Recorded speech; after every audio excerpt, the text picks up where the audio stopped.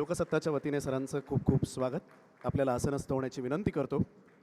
आपणही कृपया आसनस्थ व्हावं. सरांची परवानगी असेल तर प्रत्यक्ष कार्यक्रमाला सुरुवात करतो. धन्यवाद. कृपया आसनस्थ व्हावं आपण सगळ्यांनी. नमस्कार, सुस्वागतम. सारस्वत बँक प्रस्तुत लोकसत्ता लेक्चर 2025 मध्ये उपस्थित मान्यवरांचं लोकसत्ताच्या वतीने मी कुणाल रेगे सुसंवादक मनपूर्वक स्वागत करतो. लोकसत्ता लेक्चरचे सहप्रायोजक आहेत वामनहरी पेठे ज्वेलर्स आणि नॉलेज पार्टनर आहेत मुंबई विद्यापीठ. एकदा जोरदार टाळ्या यांच्यासाठी झाल्या पाहिजे. ही मंडळी आपल्यासोबत असतात म्हणून असं काही आयोजन करणं हे अधिक सोयीचं होतं. स्वतंत्र आणि निर्भीड लेखनशक्ती ही लोकसत्ताची खरी खासियत आहे आणि याच धारणेला अनुसरून आयोजित लोकसत्ता लेक्चर उपक्रमाचं आज दुसरं पर्व जे आहे ते संपन्न होत आहे. आपल्या माहितीसाठी म्हणून सांगतो, भारतीय संविधानाच्या अमृतमहोत्सवी वर्षानिमित्त लोकसत्ताने गेल्या वर्षीपासून हा उपक्रम सुरू केला. आज हे दुसरं पर्व आहे आणि आजच्या पर्वाचा विषय आहे समान संधीसाठी सकारात्मक धोरणकृती. याविषयी आपलं मत व्यक्त करण्यासाठी देशाचे माजी सरन्यायाधीश माननीय श्री भूषण गवई सर इथे उपस्थित आहे. मी सरांना विनंती करतो त्यांनी कृपया व्यासपीठावरती यावं. एकदा जोरदार टाळ्यांनी आपण सरांचं स्वागत करूया. त्यांना व्यासपीठावरती येण्याची विनंती करतो.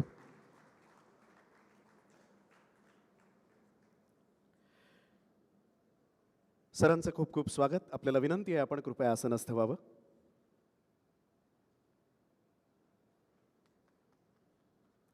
सर आपण आसनस्थ व्हावं. आपणही कृपया आसनस्थ व्हा. खरं म्हणजे एक छान योगायोग आहे असं म्हटलं तर वावगं ठरणार नाही, कारण लोकसत्ता लेक्चरच्या या दुसऱ्या पर्वाला सुद्धा मराठमोळे सरन्यायाधीश लाभले आहेत. हा योगावयोग आहे. मला वाटतं यासाठी सुद्धा एकदा जोरदार टाळ्या व्हायला हरकत नाही. देशाचे 52वे सरन्यायाधीश म्हणून माननीय गवई सरांनी 14 मे रोजी शपथ घेतली आणि उण्यापुऱ्या 6 महिन्यांच्या सरन्यायाधीश पदाच्या कार्यकाळामध्ये अत्यंत महत्त्वपूर्ण असे निर्णय दिले.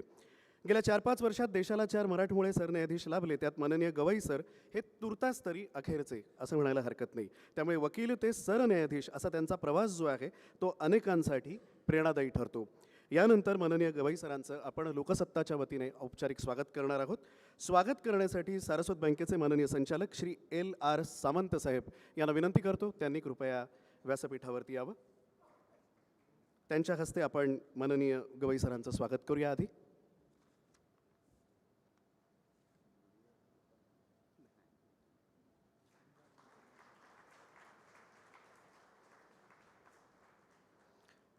धन्यवाद सर, मनपूर्वक आभार. आणि यानंतर लोकसत्ताचे माननीय संपादक श्री गिरीश कुबेर सरांना विनंती करतो ते आपल्यासमोर प्रास्ताविक मांडतील.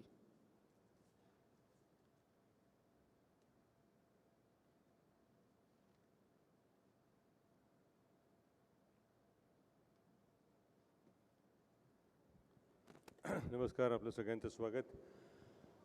जास्त वेळ मी घेत नाही. आधीच उशीर झालेला आहे. सुरुवातीला दिलगिरी व्यक्त करतो आणि वेगवेगळ्या ठिकाणी आज रास्ता रोको आणि अन्य काही कारणांमुळे वाहतुकीला जरा विलंब होत होता. अर्थातच सुरुवातीलाच न्यायमूर्ती गवई यांचं मनापासून स्वागत करतो. हे दुसरं पर्व लोकसत्ता लेक्चर्स उपक्रमाचं घटनेच्या 75व्या वर्धापन दिनानिमित्तानं गेल्या वर्षी आपण हे सुरू केलं. त्यावेळेचे आजी सरन्यायाधीश चंद्रचूड, न्यायमूर्ती चंद्रचूड हे होते. हे दुसरं वर्ष आहे. यावेळेला नुकतेच माजी झालेले आहे न्यायमूर्ती सरन्यायाधीश इथे आहेत. मला खात्री आहे लोकसत्ता लेक्चरची एकंदर ही जी ओढ आणि गती लक्षात घेतली तर लवकरच भावी सरन्यायाधीश म्हणून सुद्धा आपण कोणाला इथे नक्कीच बोलवू शकू. आपल्या सगळ्यांचे मनापासून आभार. 6 महिन्याचीच कारकीर्द यांना जस्टिस गवईंना मिळाली आणि तुम्ही काही घरी महत्त्वाचे पाहुणे वगैरे जास्त बोलवले नाहीत, त्यामुळे चर्चेचा विषय जास्त झाला नाही. पण तुमचा जो निकालाचा कालखंड होता त्याच्यावरनं अनेकांना अनेक मुद्दे महत्त्वाचे जाणवले. या उपक्रमासाठी आपण आलात त्यासाठी आपले मनपूर्वक आभार. कार्यक्रमाचं स्वरूप गेल्या वर्षी होतं तसंच असेल. सुरुवातीला न्यायमूर्ती गवई यांचं भाषण होईल. हा विषय दिलेला आहे, हा अतिशय महत्त्वाचा आहे, कारण या निमित्तानं आपण वारंवार त्याच विषयाची चर्चा करत असतो आणि त्यावर अधिकारवाणीनं बोलणारी व्यक्ती असणं हे आज महत्त्वाचं आहे. आणि नंतर अर्थातच थोडा वेळ वेळेच्या उपलब्धतेनुसार प्रश्नोत्तरं असतील. पुन्हा एकदा आपल्या सगळ्यांचे आभार. धन्यवाद. धन्यवाद सर, खूप खूप आभार. हो, यानंतर माननीय श्री भूषण गवई सरांना विनंती करतो, ते आपल्याला संबोधित करतील.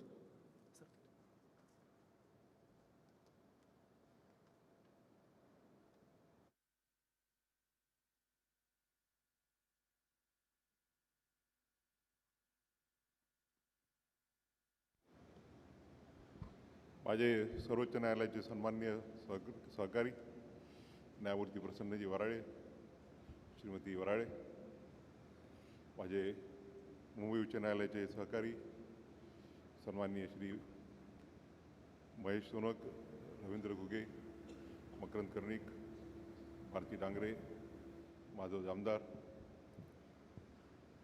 लोकसत्ताचे संपादक श्री गिरीश कुबेर, माजी voice chancellor Shri Mungekar Saheb,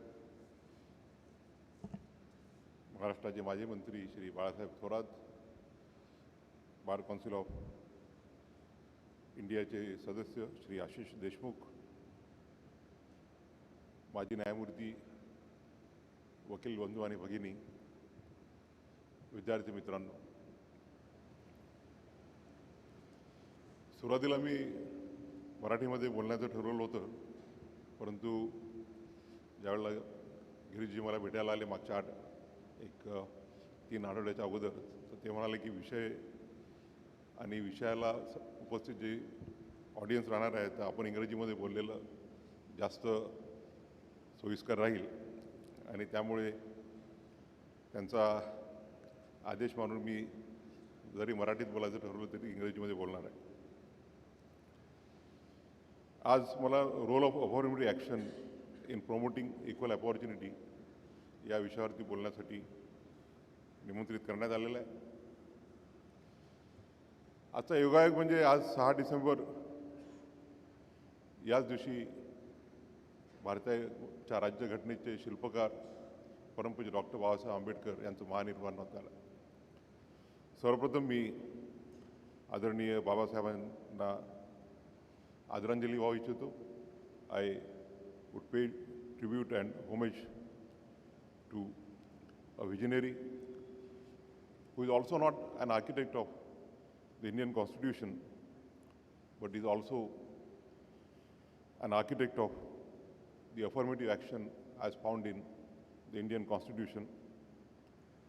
Not only in the Constituent Assembly debates, but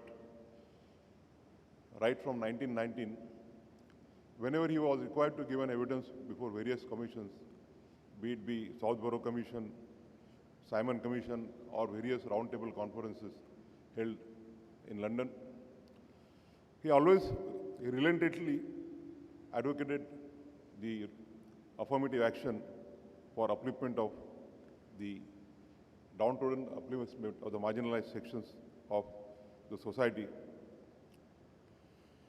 Before I go to the subject,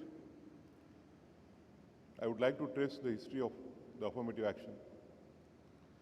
Maharashtra is the land of social reformers. We are all aware about the contribution of Mahatma Jyotiba Phule and Savitribai Phule in eradication of inequalities in the country. When the women were treated as most of the downtrodden, it was Mahatma Phule and Savitribai Phule who opened the doors of education to the women. Not only that, Mahatma Jyotiba Phule, whom Dr. Babasaheb Ambedkar considered to be his guru, also sought to eradicate the social evils in the society. The first of the affirmative actions in the world was started by none else than Chhatrapati Shahuji Maharaj, one of the greatest visionaries. In 1902, he promulgated an ordinance wherein reservation for backward classes was provided for 50% of the seats. The concept of scheduled castes and scheduled tribes, which we find in Article 341 and 341, could be traced to the, because if we find that there is no caste which is named as a scheduled caste or a caste or a tribe named as a scheduled tribe, the concept could be traced to the word used as depressed classes in the by the machineries, and therefore we find that in Pune there is an educational institution which is also named as Depressed Classes Education Institution. Gopal Krishna Gokhale and Annie Besant also advocated the upliftment of the depressed classes. Annie Besant compared the position of the downtrodden in the country to the submerged tenth in England, which were scavengers, sweepers, casual dock laborers, and unskilled laborers. A commission was appointed by the British India in 1930. The commission prepared a report on various aspects, including the caste and depressed classes in India. The report was published in 1930. The pitiable conditions of the marginalized sections of the society were brought to light by the said report. We find that after 1930, immediately in 1935, for the first time, the concept of scheduled caste has been recognized in the Government of India Act 1935. In view of the provisions and the powers contained in the Government of India Act 1935, an order was issued by His Majesty, thereby notifying the Scheduled Caste Order 1936. So, the 1950 order, which we have, could be traced to the 1936 order, wherein various castes for various states, various provinces were identified to be the scheduled caste. Thereafter, we find that in 1947, India became independent, but even prior to that, right from 1946, the work of the framing of the Indian Constitution had started. Dr. Ambedkar, who initially joined the Constituent Assembly only to protect the interests of the depressed classes, the have-nots, was made initially a member of the drafting committee and subsequently he adorned the chairman of the drafting committee. If you refer to the Constituent Assembly debates, the time is short, therefore I will not be in a position to refer it at length. In the draft constitution, there was no provision with regard to scheduled caste and scheduled tribe.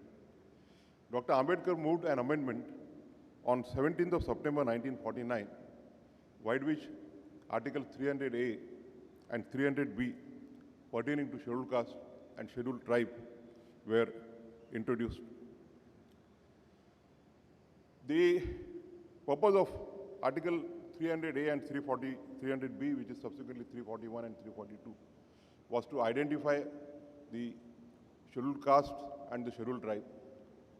The provision provided that the President would identify the scheduled caste and the scheduled tribes, and thereafter, if it is to be amended, it has to be amended only by the Parliament.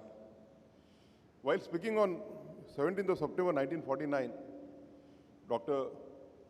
Babasaheb Ambedkar said that we have given this power to Parliament so that it is not in the hands of the executive to change the list now and there for the political reasons, unless both the houses of the Parliament decide to include or exclude a scheduled caste, decide to include or exclude a caste from the list, it will not be permissible for the executive to do so. Thereafter, as all of us know, that there was a long debate on the framing of the Constitution. There were various amendments, some passed, some rejected, and finally, after an elaborate discussion, Dr. Ambedkar replied to the discussion in the Constituent Assembly on 25th of November 1949. Before I proceed further,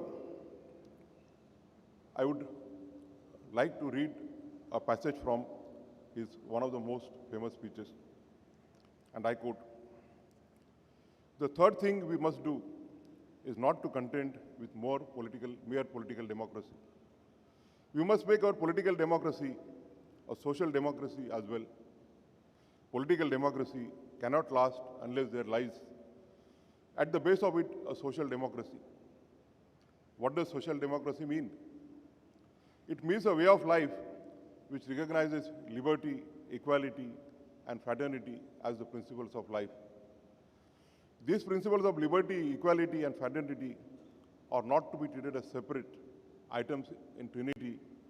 They form a union of Trinity in the sense that to divorce one from the other is to defeat the very purpose of democracy.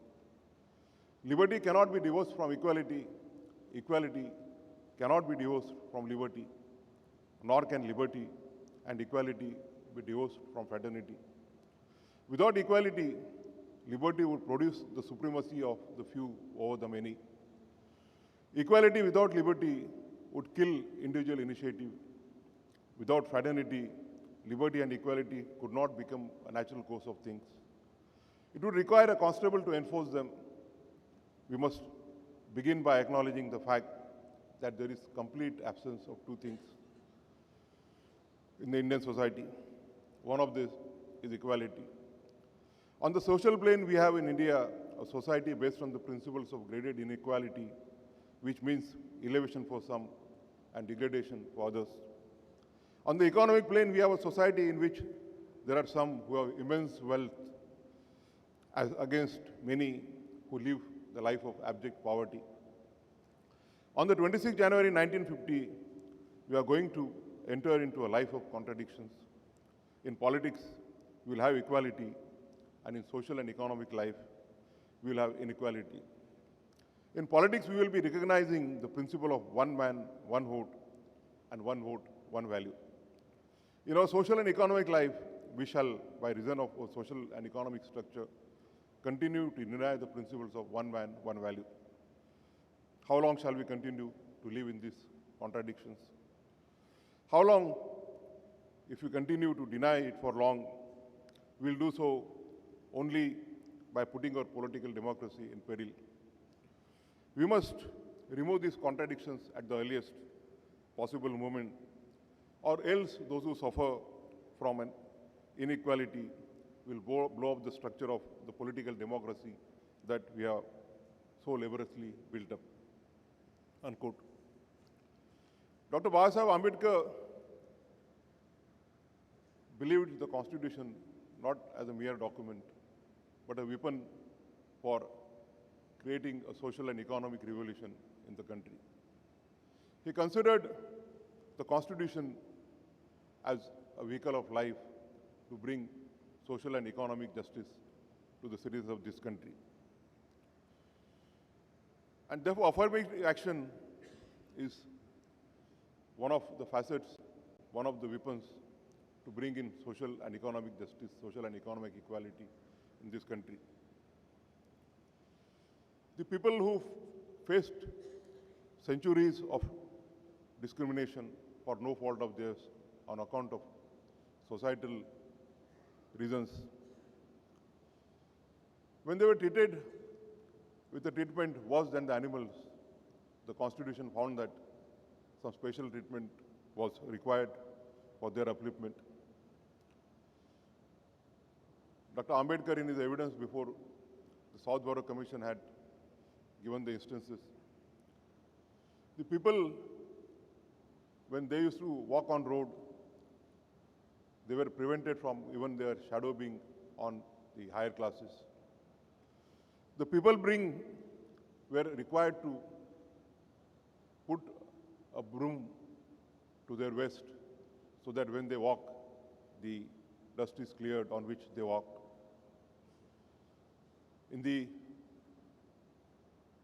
rivers, they were required to take the water from downstream so that the higher classes who take the water from a stream don't get water polluted by them. And therefore, the Constitution found that to weed out these hardships, to weed out these inequalities, special provisions were necessary. And therefore, we have in Constitution Article 14, 15, 16, the trinity of which, read with Article 46, which is in the directive principle, and which requires the promotion of the educational and economic interests of backward classes, and specifically the scheduled caste, scheduled tribes. Article 335, which requires the claim of scheduled caste and scheduled tribe while maintaining the efficiency in the administration of justice. And 338, the National Commission for Scheduled Caste. I will come to the judgments later on. But initially, Article 15 did not provide for a similar provision as was contained in Article 16.4, making a special provision for the backward classes, scheduled caste, scheduled tribe. And therefore, when a government order issued by the state of erstwhile Madras providing a reservation for backward classes was challenged before the Supreme Court, before initially the High Court, in the case of Champakaran versus the state of Tamil Nadu, the GO was set aside by the High Court on the ground that it was violative of the provisions of Article 14. In a challenge, the Constitution Bench of the Supreme Court upheld the judgment of Madras High Court and held that it was not permissible in view of Clause 14 and Clause 1 of Article 15. And this led to the very first amendment of the Constitution in 1951, wherein Clause 4 was inserted to Article 15 so as to make a special provision for scheduled caste, scheduled tribe, backward classes, and women. The affirmative action, there are various ways of doing it: reservations, quotas, concessions, preferences, scholarships, etc. Various provisions made over the years, in the last 75 years of our constitutional journey, have been undergone judicial review from time to time. I will briefly refer to them. The first of the said cases was M.R. Balaji versus the state of Mysore in 1963. The court considered the provisions therein made in pursuance of the affirmative action and held that Clause 4 of Article 15 and Clause 4 of Article 16, whereby of an exception to the main equality clause contained in Article 15 and 16. They held that reservation was not a matter of right, but it's a matter of a privilege by the state. It only enabled the state to make a special provision for upliftment of the backward classes, and therefore an exception to the main equality clause. However, a turning point came in 1973 when the 13 judges delivered a judgment in the Keshavanand Bharati versus the state of Kerala. The hitherto view was, the Supreme Court was, that wherever there is a conflict between the directive principles and the fundamental rights, the directive principles will have to give way to the fundamental rights, and the fundamental rights would be superior to the directive principles. Though there was a vertical rift between the judges on the main judgment was with regard to the amending powers of the Constitution, whether the Parliament's power to amend was absolute or restricted. I will not go on to that because that itself is a long subject about which I have spoken on many occasions, including at Panji. But though there was a virtual split, and the view of Justice H.R. Khanna with regard to basic structure came to be the law laid down by this court, insofar as the importance given to the directive principles, there was almost an unanimity in all the judgments. All the judges held that directive principles and the fundamental rights together alone are the soul and conscience of the Constitution. None is inferior, none is superior. They travel along with each other at times intersect each other, at times they are parallel to each other. And this dimension given to the equal importance of the directive principle and fundamental rights was translated into affirmative action is concerned in the judgment of State of Kerala versus N.M. Thomas. The majority, it was a 7 judges bench, the majority of 5 to 2 upheld the affirmative action. And it was held that clause 4 or clause 4 of Article 15 or 16 was not an by an exception, but it was an emphatic way of stating what is already there in the main equality clause of Article 14, 15, and 16. Various judges have adopted various theories. Chief Justice A.N. Ray held that Article 14, 15, and 16 form a part of string to constitutional guarantee rights. He held that the equality clause under Article 14 meant only equality amongst the equals. It postulated that equal treatment to equals, and wherever there are unequals, the unequal treatment to unequals, so as to bring equality among them, what was contemplated by the Constitution. It was held that the discrimination for centuries was one of the grounds on which a reasonable classification could be made and a special treatment affirmed in the favor of the backward classes. He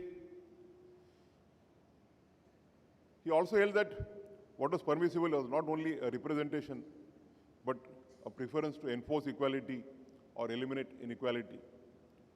Justice K.K. Matthews distinguished between a formal equality and a moral equality. He said that to give equal treatment to everyone would be a formal equality, but to give unequal treatment to unequals is what moral equality would require.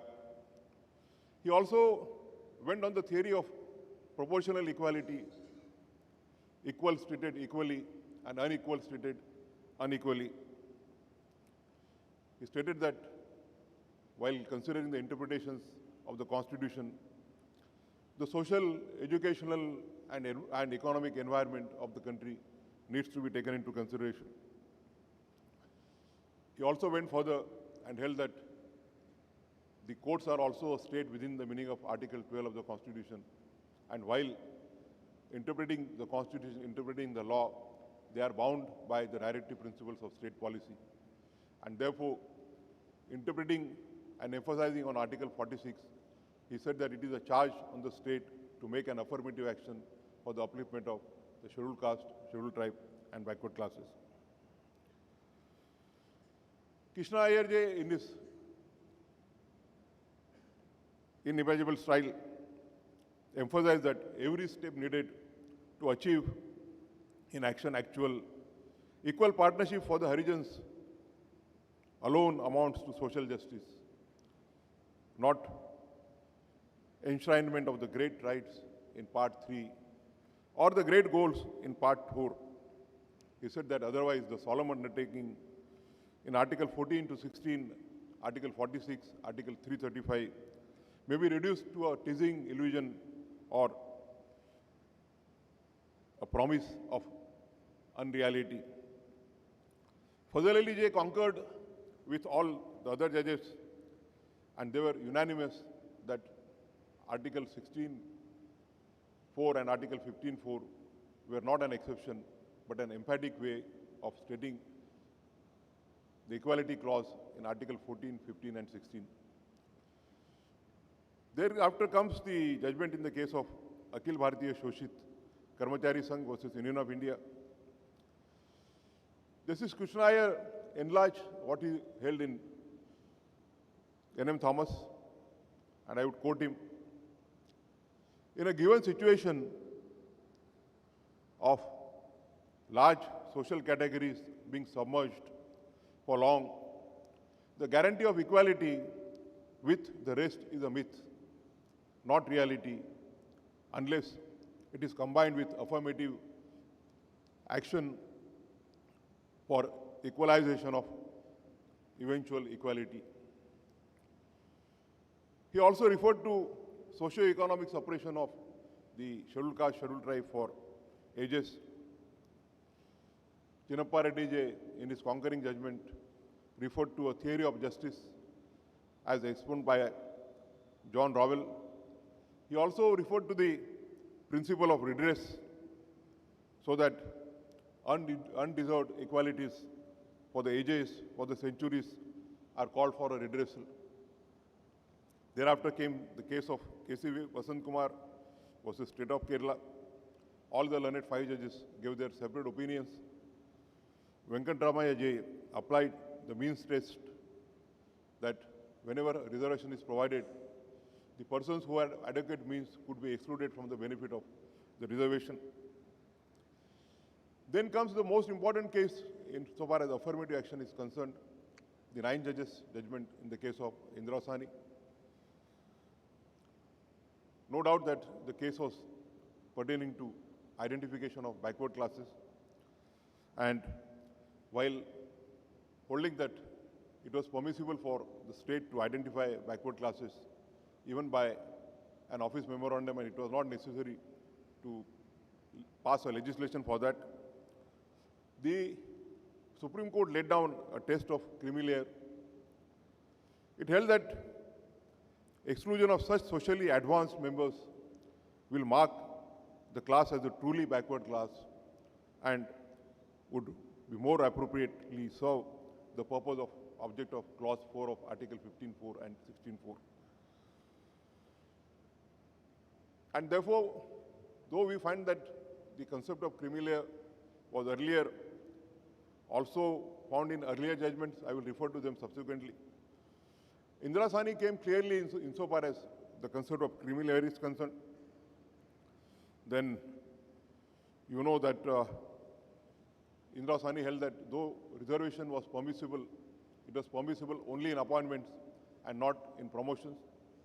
To overcome this decision, the Parliament amended the Constitution and inserted clause 4A and 4B in the clauses after clauses 16 of after Article 16 of the Constitution. In the meantime, prior to the said amendment, in the case of E.V. Chennaiah versus State of AP in 2004, the subject of classification arose for the first time insofar as scheduled caste is concerned. The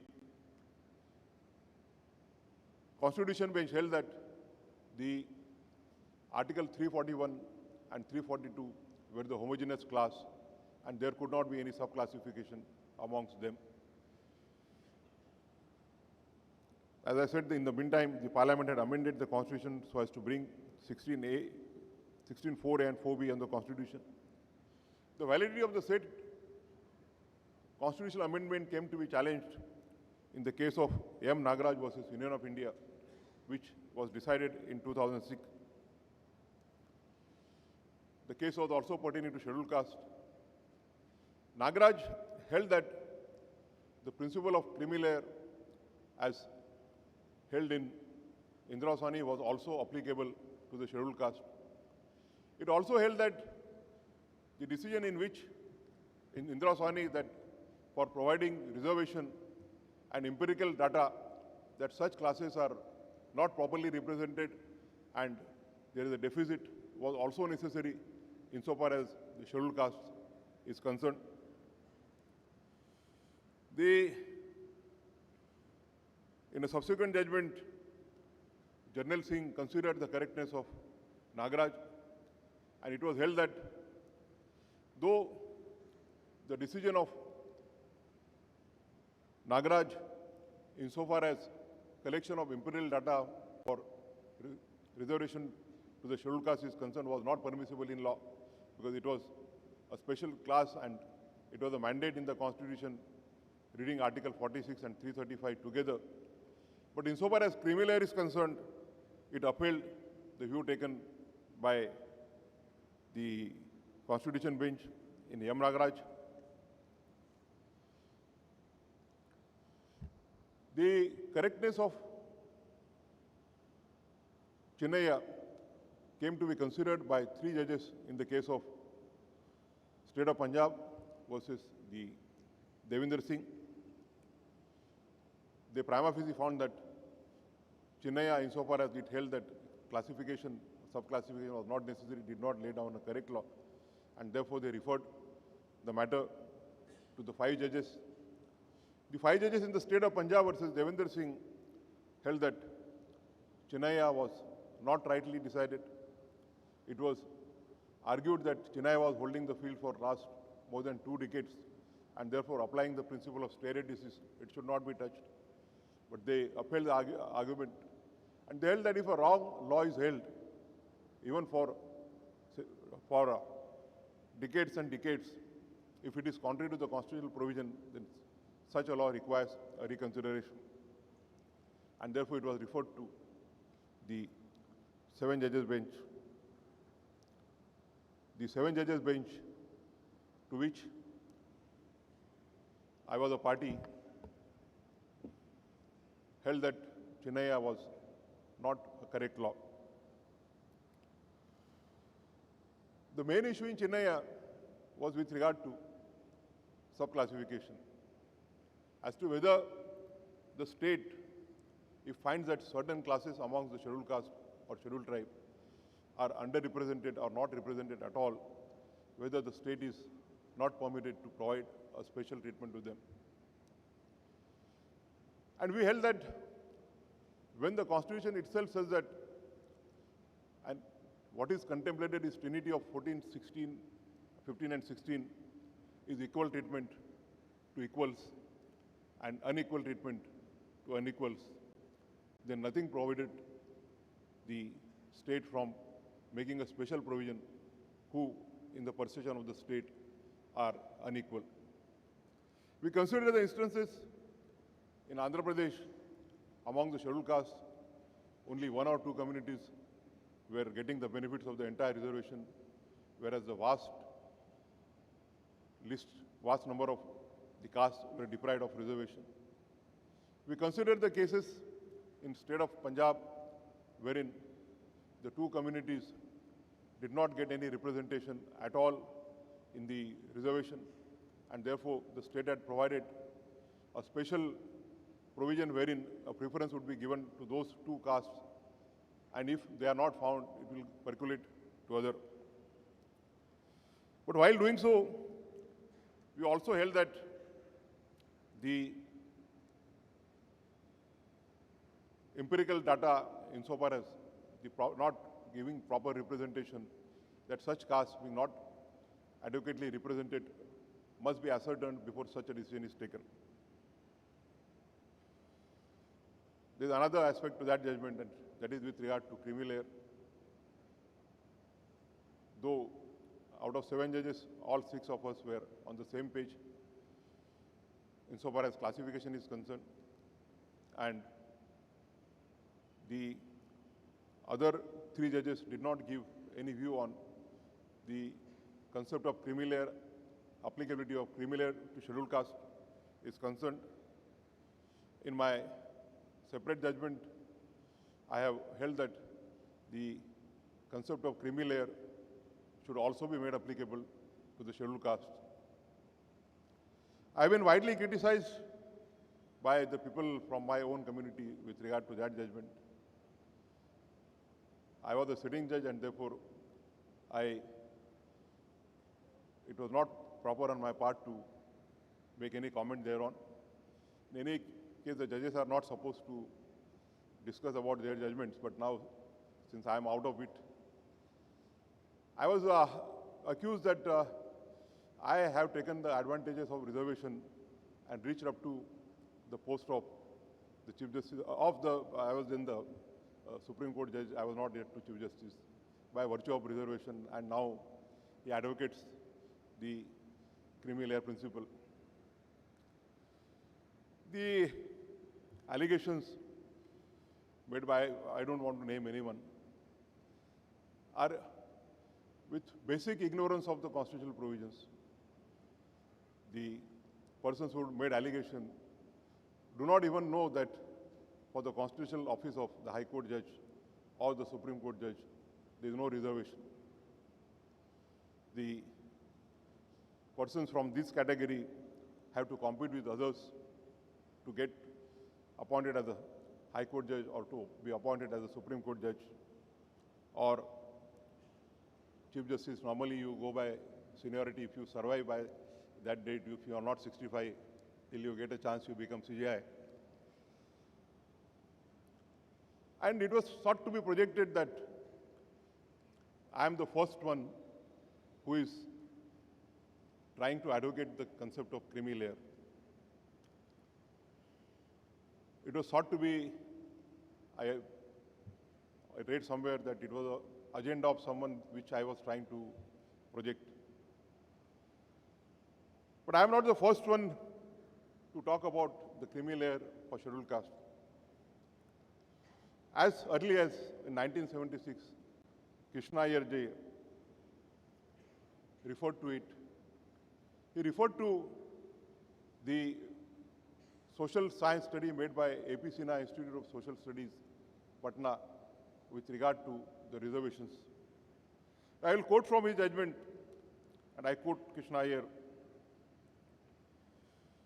A dual society amongst Harijans, a tiny elite gobbling up the benefits, and the darker layers slipping distance away from the special concessions. For them, Article 46 and Article 335 remain a noble romance. In 1981, Justice Krishna Iyer, along with Justice Chinnappa Reddy, amplified it. And he said that administration may well innovate and classify to weed out the creamy layers of the SCs and STs. 1981, 44 years back. The Constitution had hardly worked for 25 to 30 years. Thereafter, again in 1985, the then Venkatramani J, who subsequently became the Chief Justice of India, also advocated applying the means test. In 2006, Nagaraj again reaffirmed that the creamy layer should also be made applicable to the scheduled caste. Jarnail Singh, though set aside the decision in Nagaraj with regard to collection of empirical data with regard to scheduled caste, it upheld the decision in Nagaraj with regard to creamy layer. So what I, along with my three other colleagues who affirmed my view, was only reiterating the law as laid down by this court, by the Supreme Court. I can't say this court because now I'm not a part of that court. We believe in the law of precedents, and the judges should and judges do follow the precedents as laid down in the earlier judgments. The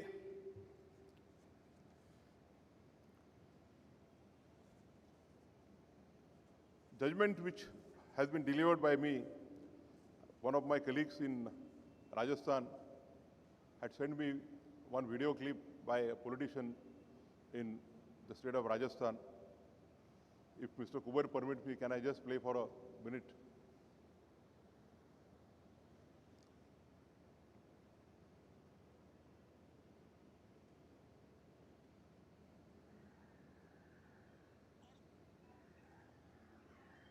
supreme court का क्या फैसला जरा सुन लो। Supreme court का फैसला को पढ़ो, पढ़े लिखे बच्चों। अगर आपको उसके पक्ष में नहीं हो तो मैं भी आपके साथ हूं। और सुप्रीम कोर्ट का क्या फैसला जरा सुन लो। सुप्रीम कोर्ट का फैसले को पढ़ो, पढ़े लिखे बच्चों। अगर आपको उसके पक्ष में नहीं हो तो मैं भी आपके साथ हूं। पर सुनो, सुप्रीम कोर्ट ने क्या कहा है कि डॉक्टर किरोड़ीलाल डॉक्टर बन गया, उसका भाई आरएस से आईएएस बन गया, डॉक्टर किरोड़ीलाल एमएलए बन गया, एमपी बन गया, मंत्री बन गया, तो और का तो नंबर आना चाहिए कि नहीं आना चाहिए? Creamy layer. आप ये बहन बेटी बैठी है, दूध को पकाती है, जब ऊपर क्रीम आ जाती है, क्रीम, जिसको हमारे उधर थर कहते हैं, थर, जो आरक्षण का फायदा उठाकर जो थर को खा रहे हैं, थर को, मलाई को। आप कभी मेरे गांव आना, मेरे गांव में मेरा टूटा घर था, मेरा घर दोगुना हो गया, पक्का बन गया, मेरे भाई नौकर हो गए, मैं हो गया, बेटा भतीजा एमएलए हो गया, लेकिन मेरे बगल में एक 35 साल से एक व्यक्ति पहाड़ में पत्थर निकाल के अपना जीवन यापन कर रहा है, उसका सारा हक किरोड़ीलाल ने छीन लिया, मेरे पड़ोसी को नहीं मिल रहा।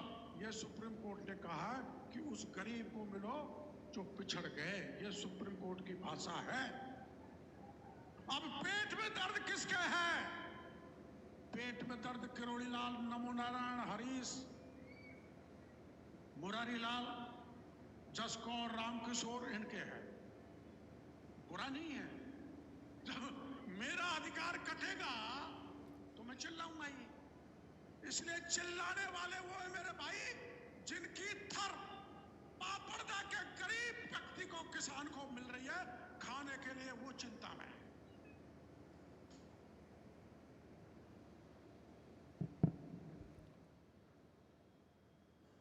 Dr. Baba Ambedkar considered the Constitution as a vehicle for bringing social and economic justice to the country. In last 75 years, no doubt that the affirmative action has played a positive role. I was fortunate to be the Chief Justice of India when the Indian Constitution was celebrating its Amrit Mahotsav. I have traveled across the country, I have traveled across the world. I have seen many people belonging to scheduled castes becoming chief secretaries, adorning the post of Director General of Police, ambassadors and high commissioners in various countries. I have seen many scheduled caste persons adorning the post of head of the Forest Department, PCCF. So no doubt the journey has marched forward. Dr. Baba Ambedkar, insofar as the affirmative action is concerned, was of the view that it's like providing a cycle to a person who is lagging behind. Suppose if somebody is already at the 10th kilometer and somebody is at 0 kilometer, he should be provided bicycle so that he reaches faster till the 10th kilometer, and from there he joins the person who is already there and walks along with him. Did he think that the person should not leave the cycle and carry forward, and thereby asking the people who are at 0 kilometer to permit to continue to be there? In my view, that was not the vision of social and economic justice as contemplated by Baba Sahib Ambedkar. He wanted to bring a social and economic equality, social and economic justice in a real sense and not in a formal sense. I'm grateful to Loksatta for giving me this opportunity to be here. After I went to Delhi in 1919, I used to regularly subscribe to Loksatta and Lokmat. I had told Mr. Kuber. I could get what was going on in Maharashtra, and its independent thinking has always impressed me. Loksatta, because I did not want to lose my connects with Nagpur and Vidarbha.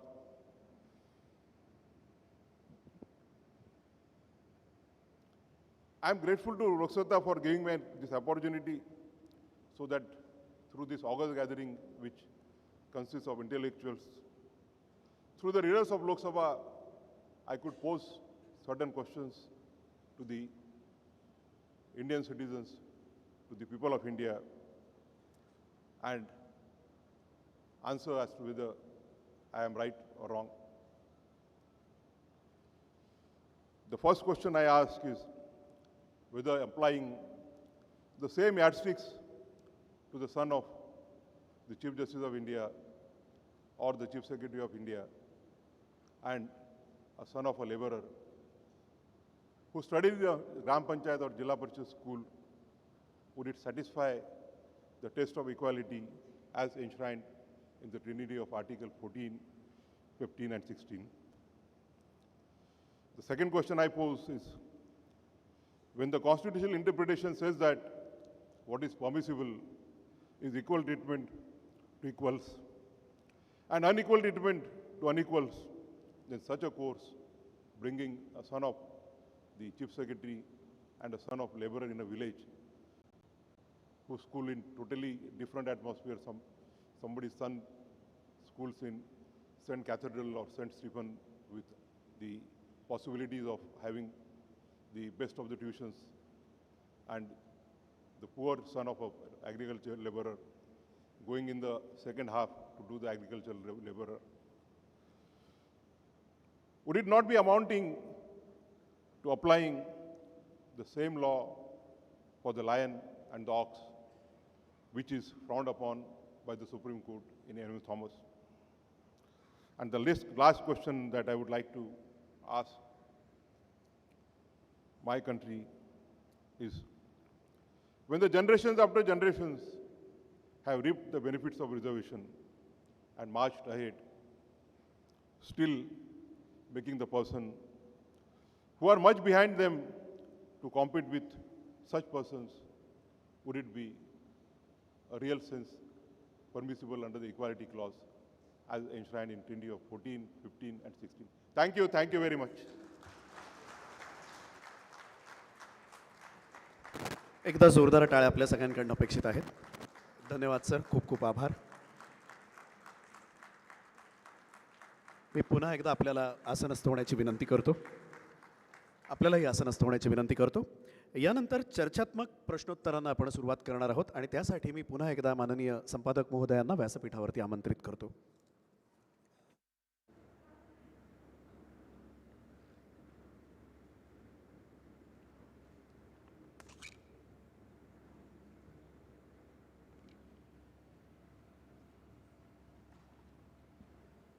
सरन्यायाधीश पदावरून निवृत्त झालेल्या व्यक्तीला प्रश्न विचारणं किती अवघड आहे हे मी सांगायची गरज नाही. पहिल्यांदा I mean just one clarification, I am not a student of law. घटना आणि कायदा हे फक्त बातमी आणि या नजरेतनंच बघत आलेलो आहे. So pardon me for any kind of ए.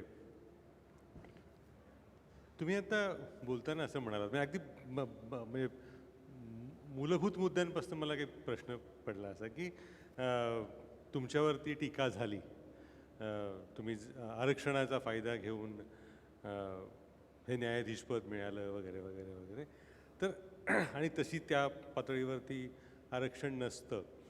मला प्रश्न असा पडतो मग की माध्यमं म्हणून किंवा समाज म्हणून, जेव्हा बालकृष्णन मला वाटतं जेव्हा पहिल्यांदा चीफ जस्टिस झाले तेव्हा पहिला दलित सरन्यायाधीश असं वर्णन करणं बरोबर होतं का? मग हा जर मुद्दा तिथे येत नसेल,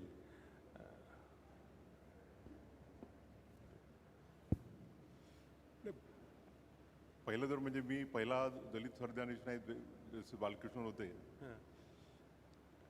रिझर्वेशन नसताना एका दृष्टीने म्हणणं बरोबरही नाही, पण at the same time we believe in diversity, we believe in inclusiveness, आणि म्हणून ज्या सेक्शनला आतापर्यंत रिप्रेझेंटेशन मिळालं नाही किंवा कमी मिळालेलं आहे, त्या सेक्शनच्या व्यक्तीला सरन्यायाधीश म्हणून प्रतिनिधित्व मिळतं, यात काही वावगा असे मला वाटत नाही. म्हणजे आता जर समजा आपण we are looking forward for 27 eagerly की पहिल्यांदा या देशाची सरन्यायाधीश एक महिला होईल, आपला 75 वर्षाच्या कालखंडामध्ये एकदाही महिला सरन्यायाधीश झाल्या नाहीत. तर ह्या गोष्टी तर if we have to adhere to the principle of diversity and inclusiveness, I don't think anything wrong in it. Yeah, about the women, it is perfectly fine. I mean, Nagaratna, Justice Nagaratna, when she becomes.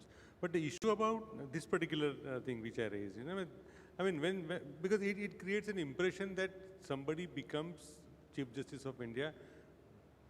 Obviously, the connect त्याच्यातला असा दिसतो की याच्यामुळे ते झाले असं.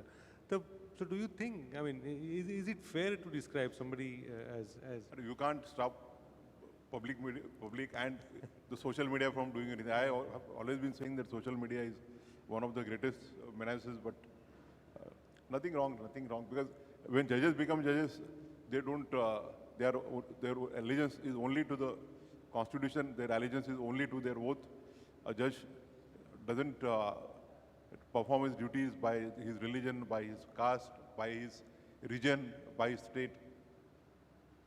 Yeah, actually, yeah. मला खरं म्हणजे सुरुवात करायची होती तुमच्या पार्श्वभूमीपासून, because it's very rare, because you don't come from a normally, I mean your father was a political activist. त्या काळातलं तुमचं बालपण आणि तुमचा हा न्याय प्रक्रियेतला प्रवास याविषयी थोडंसं काही सांगायला तुम्हाला आवडेल का? मला वाटतं सांगायला हवं तुम्ही, कारण अशी पार्श्वभूमी असलेले सरन्यायाधीश कमी झाले असतील. आता सगळ्यांना माहीतच आहे की आम्ही सामान्य परिस्थितीतून आलो. म्हणजे माझा ज्यावेळेला जन्म झाला त्यावेळेला वडील फार कमी वेळात राजकारणात आले होते. ही डिवोटेड इन बाबासाहेबांच्या मुवमेंटमध्ये ते विद्यार्थी असतानाच होते. त्यामुळे सुरुवातीला आमची परिस्थिती अतिशय बेताची अशी होती. अमरावतीच्या एका सेमी स्लम स्कूलमध्ये माझं शिक्षण सुरुवात झालं. त्यानंतर वडील मग 1964मध्ये विधान परिषद निवडून आले, 68मध्ये उपसभापती झाले. त्यानंतर आम्ही मुंबईला आलो आणि त्यानंतर आम्हाला चांगल्यापैकी एज्युकेशन मिळालं.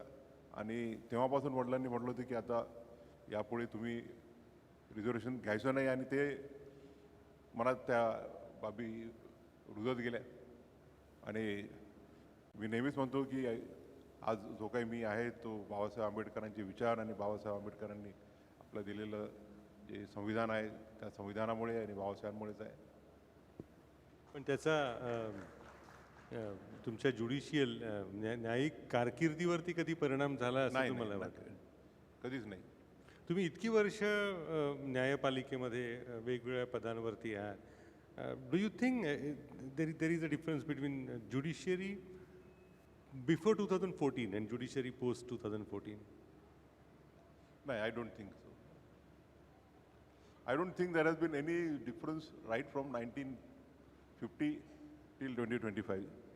The judiciary has always been acting as per the role assigned to it by the Constitution. And what could be the reason behind the perception that 2014 things Perceptions, have changed? people make narratives. Judges decide according to their conscience, according to the oath administered to them, and as per the Constitution. सो म्हणजे या कालखंडानंतरचा, म्हणजे तुम्ही सर्वोच्च न्यायालयात अर्थातच नंतर आहात, तुम्हाला तुमच्या दृष्टीनं महत्त्वाचा आणि नाजूक असा कुठला निर्णय तुम्हाला वाटतो तुम्हाला द्यावा लागलेला आहे असा? नाही, प्रश्न म्हणजे निवाडा करताना, ऑर्डर देताना किंवा निकाल देताना कुठला नाजूक आणि कुठला महत्त्वाचा निर्णय या कालखंडामध्ये तुम्हाला वाटला? नाही, मला मी नेहमीच म्हणतो की तो त्याला बुलडोझर जस्टिस म्हटलं जातं किंवा demolition it was in demolition of the structures. आणि ऑफकोर्स सबक्लासिफिकेशन हे दोन निर्णय मला अतिशय महत्त्वाचे वाटतात, कारण की डिमॉलिशनमध्ये we are considering the executive was taking the law in its hand. की कोणी आरोपी आहे म्हणून त्या आरोपीचं त्याच्यावरती आरोप सिद्ध झालेलं नसताना त्याचं घर पाडायचं. आम्ही त्याच्यामध्ये we held that right to shelter is a right, it's a fundamental right. आणि demolition of house doesn't affect that particular person, it affects his entire family, his children, his wife, his parents, and you can't punish them. We have gone further in holding that even if such a person is a convict, his house cannot be demolished unless the procedure of law is followed. And of course, subclassification, one of my law clerks. His father is a senior IAS officer. He was working with me. And he said that I was always wondering as to how I should get a reservation because my father is a senior officer. I am going to best of the schools. And he said that after reading your judgment, my confusion is resolved and I have decided that I will not take the benefits of the reservation. He must be pleasant here. तो एक मुद्दा पण तुम्ही तो bulldozer justice या विषयावर बोललात and I wanted to have a very kind of an important question because even after that order or even after that decision bulldozer justice hasn't been, political leaders or the government are seen following the same path what they were doing before the judgment. अशा वेळेला मुख्य न्यायाधीश म्हणून तुम्हाला आता मागे वळून बघताना काय वाटतं कारण न्यायाधीशाचे आदेशच आता काश्मीरमध्ये असं घडलं बुलडोझर जस्टिस हा तसाच वापरला जातोय. नाही म्हणून आम्ही त्याच्यामध्ये डिटेल अशा डायरेक्शन दिलेल्या आहेत. We have held that if the directions are violated the people would be entitled to come to the court. The officers who violate the orders will be personally responsible for contempt of court. The government will be bound to reconstruct the house and the cost thereof should be recovered from the salaries of such officers. Ata, and we have given liberty to approach the high courts also. त्याच्यामध्ये पुढे माझ्यापुढे काही contempt matter लागले होते पण since I had a short period and there are other matters which I had to decide, I could not proceed further in those contempt proceedings. But I'm sure that the courts will take cognizance of the same and take some punitive actions. But it's not seen, right? Courts are not taking any note of this. नागपूरमध्ये तसा मागे एक प्रकार घडला. नागपूरमध्ये घेतलाय नागपूरमध्ये आता the judge who had he is a senior judge of the Delhi High Court, he had taken cognizance and immediately so the high and therefore we had issued directions that the people should go to the high courts. And high courts would be better equipped तिथल्या तिथे ऑफिसर्सना बोलावून हे कर आणि that Nagpur is a example of that. या सो पण मग तसं करताना म्हणजे जो बळी जातो obviously the victim don't you think like what your predecessor had said procedure itself is a punishment. हे परत सगळं न्याय मिळवण्यामध्ये त्याचा इतका त्याचं रक्त आटतं की ते मिळू शकत नाही न्याय. म्हणजे याबाबत काही तुमचं मत त्या जजमेंटमध्ये आम्ही डायरेक्शन दिलेलं आहे की कॉम्पेन्सेशन दिलं जाईल त्याचप्रमाणे ते हाऊस रिकन्स्ट्रक्ट केल्या जाईल and the persons responsible will be held guilty for contempt. आणि अल्टिमेटली सुप्रीम कोर्ट म्हणा किंवा हायकोर्ट प्रत्येक ठिकाणी जाऊन it doesn't have a machinery to execute its orders. आणि दुसरा एक मुद्दा तुम्ही प्रेसिडेंटचा म्हणालात की न्यायाधीशांनी जी काही एक पठडी झालेली आहे किंवा आधीचे काही निकाल दिले गेले त्याचा एक आदर केला जावा.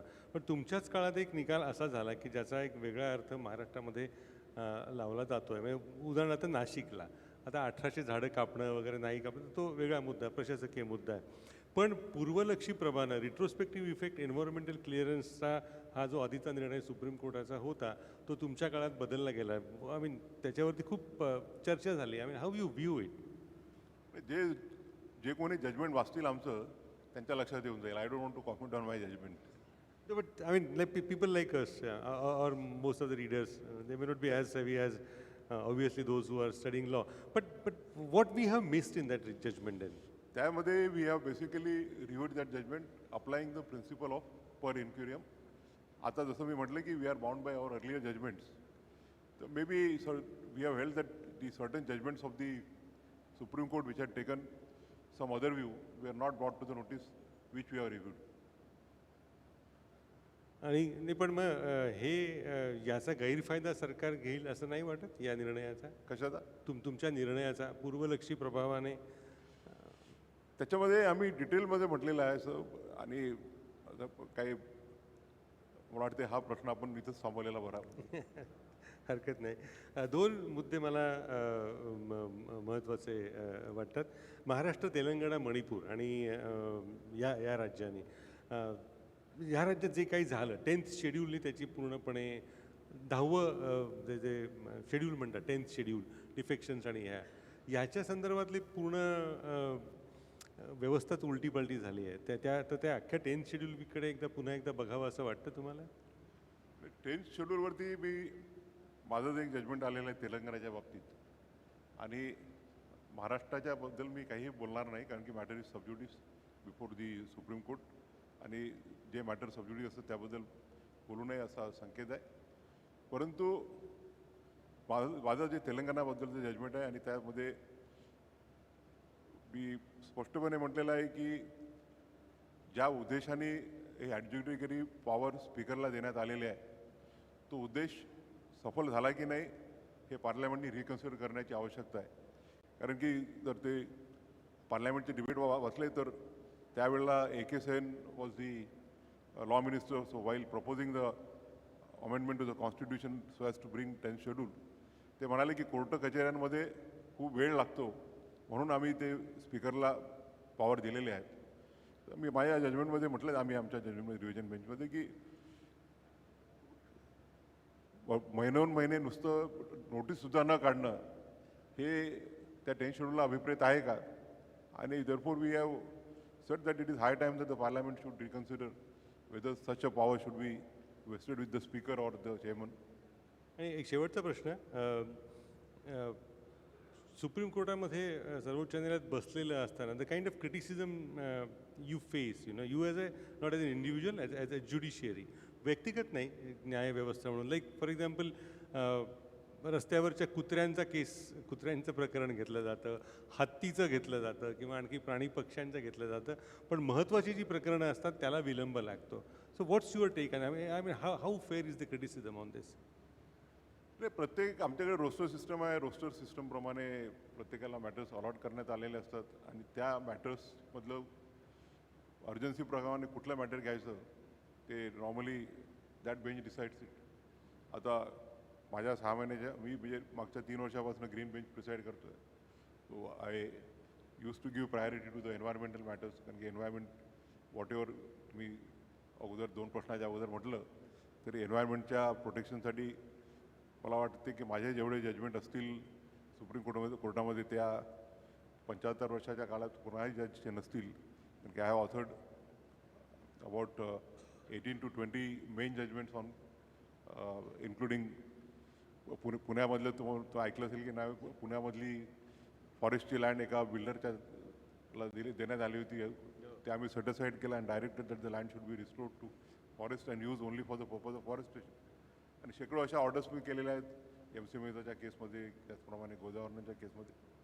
नंतर ज्युडिशियल रिफॉर्म्स हा एक माझ्यासाठी महत्त्वाचा विषय होता. त्याबद्दलही माझ्या कमीत कमी एक 7-8 जजमेंट आले असतील. तर it is for that particular bench to decide priority. आणि प्रत्येकाचा आता जसं माझ्याकडे तेलंगणाचा मॅटर आला मी 1 महिन्यात तसं डिसिजन घेतलं. प्रत्येक जजेस ठरवतात आपल्या जे मॅटर आलेले त्याचं कुठलं घ्यायचं. आणि आता निवृत्तीनंतर काय योजना?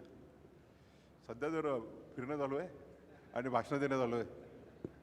गोष्टी सांगेन युक्तीच्या अशा अर्थाने मराठीमध्ये ती म्हण आहे ना, गोष्टी सांगेन. आता माझं फक्त गोष्टी सांगायचं वय राहिलं अशा अर्थाने. पण looking back, are you satisfied what you would have loved to achieve? Do you think you could? And I am fully satisfied. On my ceremonial sitting day, I said that I am retiring fully content, fully satisfied, because I knew when I am likely to be CJI, and therefore I had prepared my roadmap as to what I am going to do. And fortunately, they करता आलं. During my period, I have appointed around, the collegium has recommended and the government has appointed 107 judges. आम्ही मुंबई हायकोर्टाला एका स्ट्रोकमध्ये 14 जजेस दिले, अलाहाबाद हायकोर्टला 24 दिले, मध्य प्रदेशला 12 जजेस, राजस्थानला 8 जजेस. आणि त्यामुळे प्रत्येक ठिकाणी आता आमचे सगळे जजेस 7-8 वाजेपर्यंत बसायचे. त्यांना आता थोडं लवकर उठता येते, जजमेंटला वगैरे वेळ जास्त त्यांना देता येत असेल. 12 चीफ जस्टिस अपॉइंट करता आले, 5 हायकोर्ट जजेस, 5 सुप्रीम कोर्ट जजेस.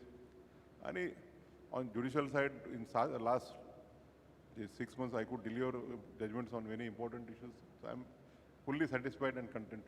नाही, मग तो एक जो मुद्दा असतो ना की कॉलेजियम का ज्युडिशियल कमिशन आणि त्या जजेसची नेम कॉलेजियम आणि या विषयीचा. So you are comfortable with that? कारण थोडं बहुत आता हाताचे 5 बोटं एकसारखे नसतात तर म्हणजे you can't expect in all matters all the 5 जजेस would be on the same page. मला असं वाटतं, आणि एक शेवटचा मुद्दा, खूप लहान कायदा शिकणारी विद्यार्थी मंडळी आहेत, so many law students here, so what you would like to tell them, convey them? I will only tell them that Dr. Ambedkar considered the lawyers to be social engineers. So apart from they being successful in their career, they should contribute to the society, they should contribute to the nation. मला असं वाटतं थांबायला हवं. थांबूया? You are the last word. नाही, I mean, I would love to have some few more questions if you permit actually. पण असो, वेळ झालेला आहे. पुन्हा एकदा आपल्या सगळ्यांचे मनापासून आभार. लोकांना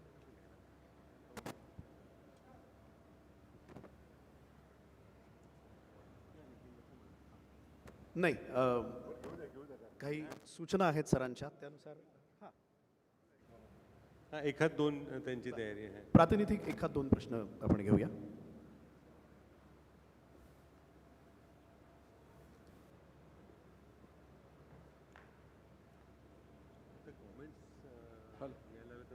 हॅलो, मी डॉक्टर दिनेश कांबळे.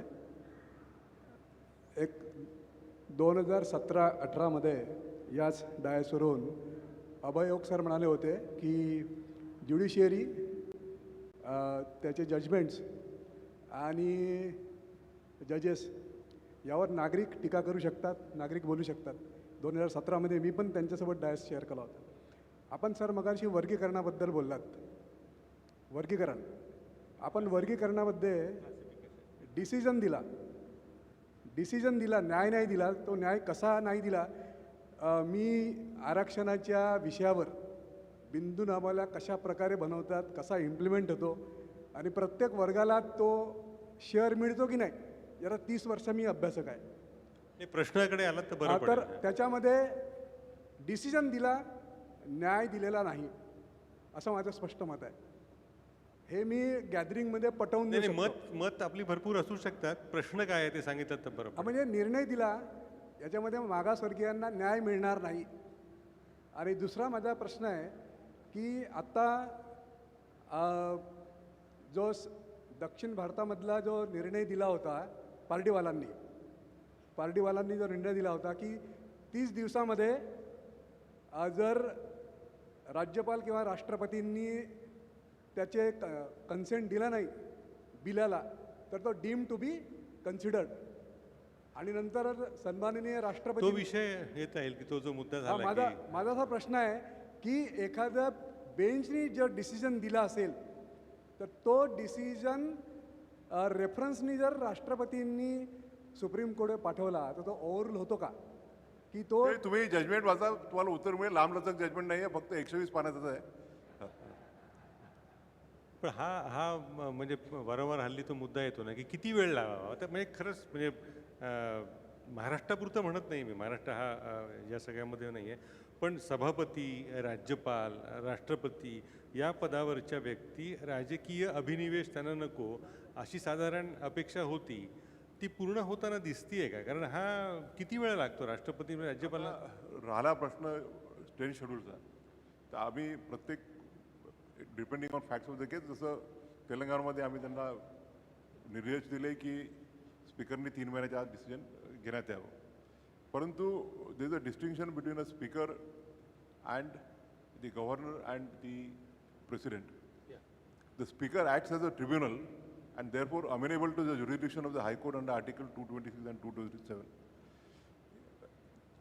आता त्या जजमेंटमध्ये आम्ही पूर्ण कॉन्स्टिट्यूशनचं इंटरप्रेट केलेलं आहे. आणि we have also held that if the governor sits over the bill for a unreasonable period, the court would be entitled to issue a writ of mandamus. And while interpreting the constitutional provision, the courts can only interpret the constitution, not rewrite it. But I mean, we should leave precedent aside because that's a different, obviously most important and crucial and respected post. But take for example governor. I mean, are they so busy that for 6-7 months they can't decide on any of the? म्हणून आम्ही त्याच्यामध्ये, and it can't be a straight jacket formula की 15 दिवसामध्येच तुम्ही प्रत्येक हे केलं पाहिजे. There are various circumstances. एखादं बिल असं असेल की त्यामध्ये काही जास्त कॉम्प्लिकेटेड नसेल तर a period of 15 days would also be reasonable. Or in some other case, there might be certain situations, there might be an internal emergency, external emergency. अशा केसमध्ये 3 महिन्याचाही पिरियड रिजनेबल अनरिजनेबल म्हणता येणार नाही. आणि by straight jacket formula we can put something which is not there in the constitution. That is correct. पण असं वाटतं का एवढे सगळे बदल होत आहे तर राज्यपालांचं पद हे इतकं नाजूक आणि महत्त्वाचं करून टाकलेलं आहे की त्याच्या खर्चाविषयी चर्चा होत नाही, असेंब्लीमध्ये कोणी बोलू शकत नाही, RTI वगैरे हे तर फारच राहिलं राज्यपालाविषयी. तर याच्याकडे एकदा पुन्हा एकदा don't you think we need to revisit this holier than thou the post called governor. For the parliament to consider. पण तुम्हाला गव्हर्नर पद झालं तर मग तुम्हालाच गव्हर्नर पद एखाद्या राज्याचं गव्हर्नर पद आलं तुमच्या. मी ऑलरेडी डिक्लेअर केलेलं आहे की मला मी गव्हर्नर त्याच्यानंतर नॉमिनेटेड MP कुठल्याही ट्रिब्युनलचा कुठल्याही याचा पद स्वीकारणार नाही म्हणून. असो मला वाटतं हा वाचून दाखवलात तर बरं पडेल. म्हणजे आर्टिक्युलेशन. हां Namaskar and good evening to you, sir. शेवटचा. I'm Advocate Ganesh Sovani. I want to ask you about the quality of legal education in the country, number one. And sub-question, large number of LLB passing students, they are not inclined to go to the trial courts for the practice, but they go to the commercial packages, companies, banks and financial institutions. What do you have to comment about it? Thank you. Not related to the subject. No, I know that, but given your so vast experience, how do you see the No, quality I of mean, legal once he says it's not related to subject, we have to abide by. Yeah. आणखी घेऊया एखादा. शेवटचा प्रश्न त्यांच्यातर्फे सुचवला गेला. हां हां. Hello, good evening sir. Sir माझे 2 छोटे प्रश्न आहेत. एक, आज शिक्षण, सरकारी योजना, रोजगार या सर्व गोष्टी मोठ्या प्रमाणात डिजिटल होत आहेत, पण भारतात अजूनही अनेक लोकांकडे मोबाईल, इंटरनेट किंवा डिजिटल कौशल्यांची कमतरता आहे. या डिजिटल इनइक्वॅलिटीमुळे काही लोक माहिती, संधी यांपासून दूर राहतात. अशा परिस्थितीत सामाजिक न्यायाची समानता राखण्यासाठी आणि सर्वांना समान संधी मिळवून देण्यासाठी आपण ही जी डिजिटल असमानता आहे ती कमी करण्यासाठी कोणती उपाययोजना करू शकतो किंवा तुमच्यामध्ये कोणती उपाययोजना आवश्यक आहे या सर्वासाठी? मला प्रश्न समजला नाही. म्हणजे काय तुमचा प्रश्न आहे तर? नाही, प्रश्नच विचारा. सर बऱ्याच वेळेला डिजिटल इनइक्वॅलिटी होते. म्हणजे खेडेगावातील लोक जे आहेत त्यांच्याकडे कम्प्युटर नाही, बऱ्याच वेळेला त्यांच्याकडे इंटरनेट, खेडेगावातील बऱ्याच वेळेला लोकांकडे इंटरनेटचा ॲक्सेस नसतो, बऱ्याच जणांकडे कम्प्युटर्स नसतात. त्याच्यामुळे एखादी एक्झाम येते, एखादी सरकारी रोजगाराची योजना येते, त्याचे फॉर्म्स त्यांना भरता येत नाही, त्याच्याबद्दल त्यांना माहिती मिळत नाही. त्याच्यामुळे कुठेतरी ते त्यापासून लांबवली जातात, दूरवर केली जातात. तर ही इनइक्वॅलिटी आपण कमी करू शकतो का? तर ज्युडिशरी काय करणार आहे त्यामध्ये? आणि सर एक शेवटचा क्वेश्चन. थँक्यू. नाही, मला असं वाटतं धन्यवाद आपल्या सगळ्यांच्या वतीनं. हां मग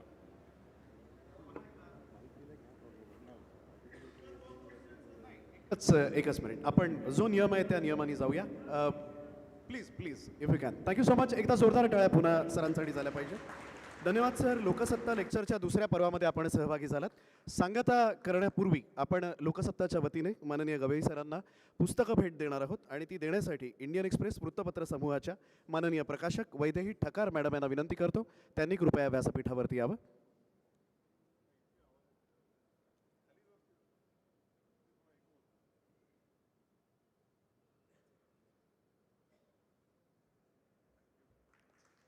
लोकसत्ताच्या वतीने आपण पुस्तकं देत आहोत सरांना. त्याचप्रमाणे आपण एक छानसं रेखाचित्र जे आहे ते सुद्धा सरांना देणार आहोत आणि त्यासाठी माननीय संपादक गिरीश कुबेर सरांना विनंती करतो, त्यांनी हे रेखाचित्र सरांना द्यावं.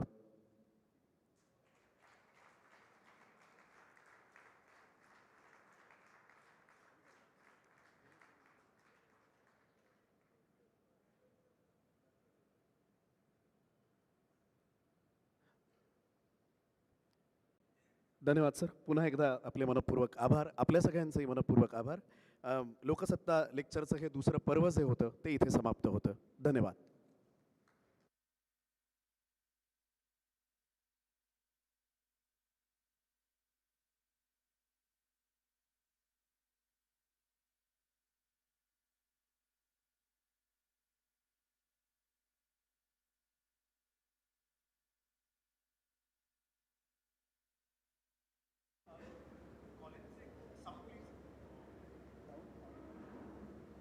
महाविद्यालयाचे काही विद्यार्थी इथे आलेले आहेत. त्यांनी जरा पुढे यावं ही विनंती आहे. कॉलेजचे काही विद्यार्थी आहेत, त्यांनी जरा यावं व्यासपीठावरती.